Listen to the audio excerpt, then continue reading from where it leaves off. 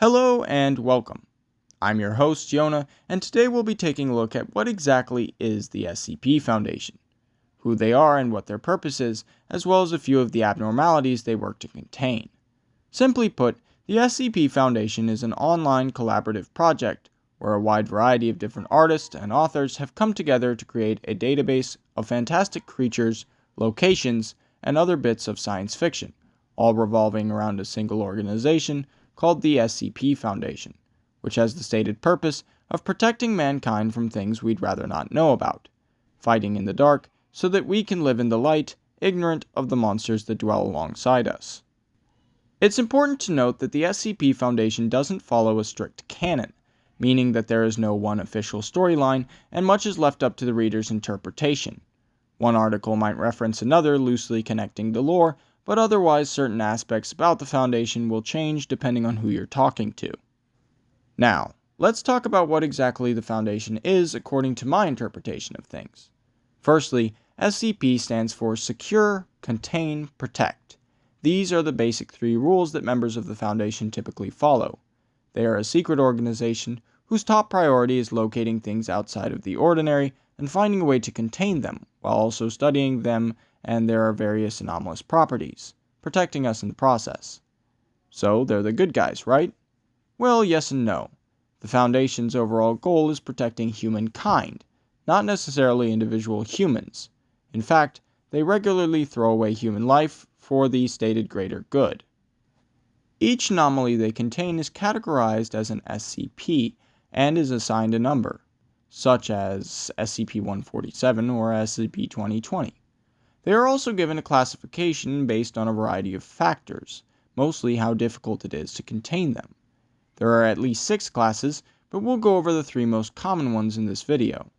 There's Safe, which doesn't necessarily mean the SCP isn't dangerous, it just means that the Foundation can easily contain it, and it therefore poses a very small risk to the general public.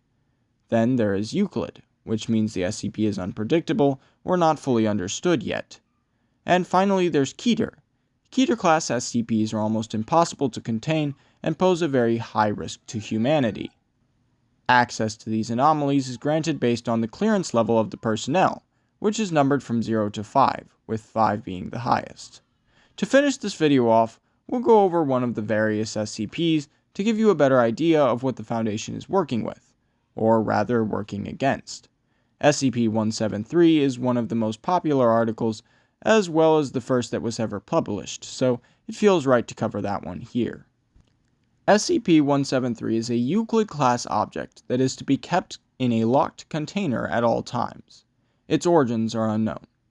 SCP-173 is an animate and very hostile sculpture made of concrete and rebar with traces of Krylon brand spray paint. It cannot move while in someone's direct line of sight, and for this reason no fewer than 3 people may enter the SCP's chamber at any time, as blinking must be done in turns. If SCP-173 is not directly viewed, it will attack the personnel in the area by snapping their necks or by strangulation. The SCP regularly produces a reddish-brown substance onto the floor of its chamber made of blood and feces. It's believed by many that it does this in an attempt to multiply, and the Foundation requires the enclosure to be cleaned bi-weekly by D-Class personnel, which is a workforce made up mostly by death row inmates, who are therefore expendable.